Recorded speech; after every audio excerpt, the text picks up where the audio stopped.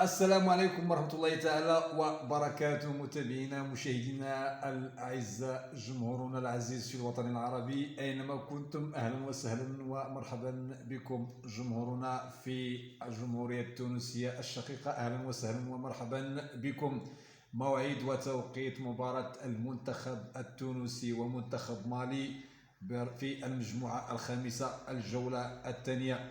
علما أن المنتخب التونسي مني بهزيمة الأولى أمام ناميبيا في لقاء نتيجة غير متوقعة.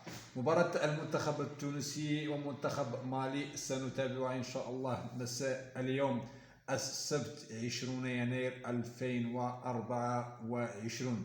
المباراة التي ستبث إن شاء الله على قناة بي إن أفريكون HD1.